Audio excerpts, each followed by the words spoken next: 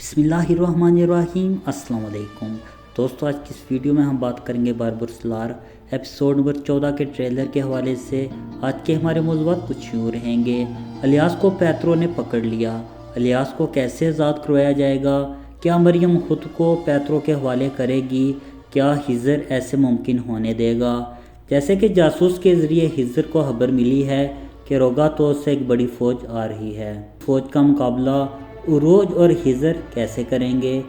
जैसे कि ट्रेलर में आपने देखा, इज़ाबेल को ओंतिया के जहाज़ से खबर मिली।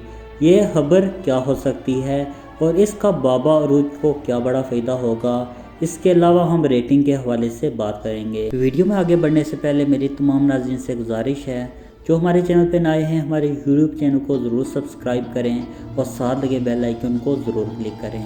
मोअज़्ज़िज़ नाज़रीन इकराम, आने वाला ट्रेलर बहुत ही शानदार है। हमने जो बातें आपके साथ शेयर की थी बिल्कुल वैसे ही हुआ। चलते हैं अपने टॉपिक की तरफ। जैसे कि ट्रेलर में आपने देखा, पैत्रो ने इलियास को पकड़ लिया है और ट्रेलर में मरियम कहती है कि मैं इलियास को आज़ाद करवाऊंगी।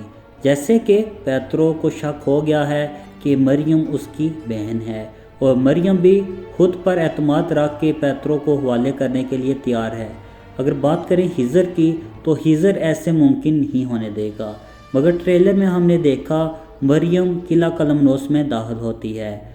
ये कैसे मुमकिन है कि हिजर मरियम को उस किले में दाखिल होने दे जहां मौत के अलावा उसे कोई चीज़ नहीं बचा सकती?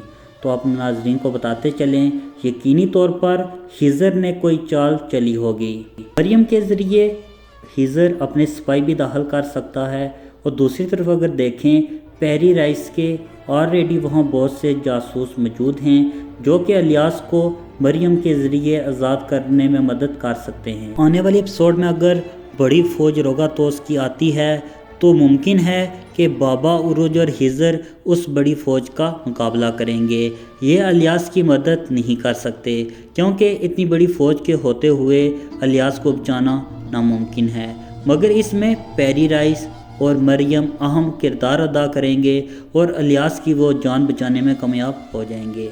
अगर बात करें, जैसे कि जासूस ने खबर भेजी है कि रोगातोस से बड़ी फ़ौज आ रही है, तो इसमें बाबा उरोज की मदद कौन करेगा?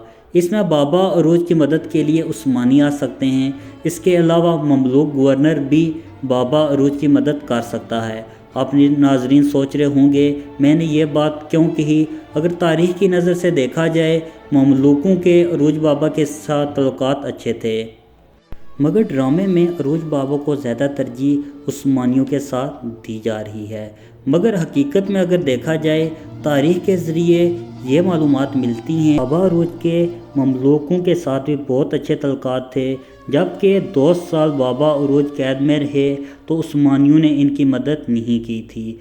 इसीलिए आने वाली एपिसोड में मुमकिन है कि बाबा उरोज के ममलूकों के साथ तल्लुकात भी अच्छे दिखाए जाए। इसी तरह वो जंग में इनकी मदद भी कर सकते हैं।